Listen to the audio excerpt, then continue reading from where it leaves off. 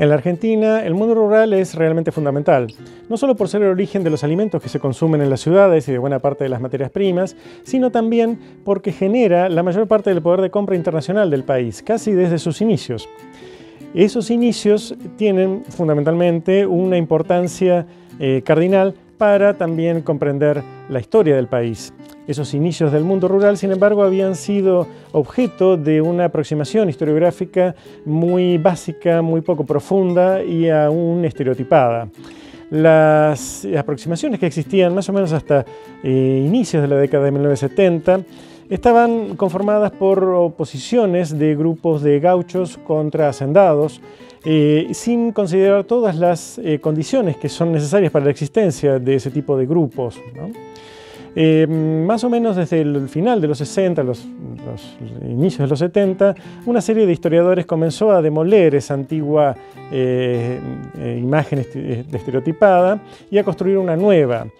Así, Alperín Dongui, Cortés Conde, Ezequiel Gallo y otros fueron parte de esa nueva historiografía. Pero es desde los años 80, desde principios de los años 80, que el Instituto Revignani entra con mucha fuerza en esa nueva construcción historiográfica, a partir sobre todo del empuje que le da el recordado Jorge Hellman con sus investigaciones, sus propias investigaciones, la generación de lazos y de redes con investigadores del país y del exterior y la formación de recursos humanos.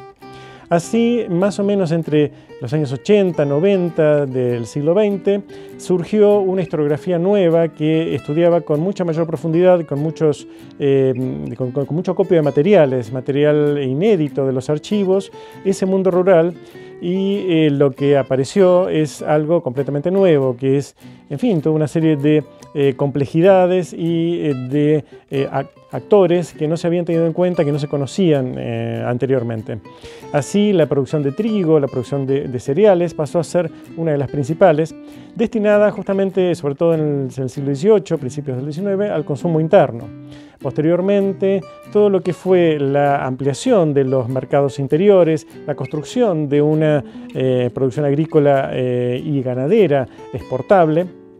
va a ocupar también un lugar importante en la reconstrucción de estos historiadores que van a aproximarse al mundo rural. Pero sobre todo son los actores de ese mundo rural del pasado los que van a ir surgiendo de una forma mucho más novedosa que antaño. Los antiguos gauchos van a ser limitados a grupos mucho menos importantes de lo que lo han sido en la literatura. Y los hacendados, que es su contraparte, también lo van a hacer. De esa forma, esa aproximación, esa nueva historiografía delimitó también y ayudó a construir nuevas aproximaciones a otros temas importantes de la reconstrucción del pasado. Por ejemplo, la política. Es decir, la vieja imagen estereotipada de gauchos y hacendados constituía un reflejo bastante aceptable, ¿no?, en ese momento de las oposiciones entre caudillos y clientelas. Por supuesto, eso también fue revisado, eso también se deconstruyó, y también incluso en el día de hoy, en que muchos de los historiadores que se habían dedicado al mundo rural ahora están trabajando en otros temas, las aproximaciones que se han ido construyendo también han sido tributarias en buena medida de esos avances sobre el mundo rural, sobre el conocimiento del mundo rural. Así, por ejemplo, los estudios sobre la desigualdad, sobre los niveles de vida, se han beneficiado también de esos avances, de esos estudios previos, porque conocemos mucho mejor la calidad y las características del mercado de los alimentos. Y sabemos también, justamente por eso, hasta qué punto ciertos alimentos, sobre todo la carne, constituían uno de los pilares del mantenimiento de altos niveles de vida en el Río de la Plata y en buena medida también de las provincias interiores.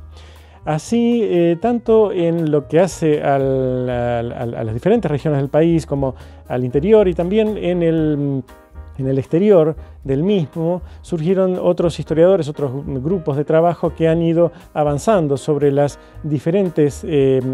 realidades de cada una de esas regiones. Si bien los avances han sido en la actualidad muy grandes y muy importantes como para poder dar cuenta de ellos en una breve entrevista como esta. De todos modos, los aportes del Instituto Ravignani, de los grupos que trabajaron y los investigadores que trabajaron en el Instituto Ravignani, han sido muy representativos, muy importantes como para poder construir, poder avanzar en este nuevo panorama. La historiografía rural moderna, la historiografía rural de hoy, tiene entonces muy poco que ver con la de hace solo unas décadas y ha sido parte fundamental de la renovación de los estudios históricos en el periodo que va desde la Restauración Democrática hasta hoy.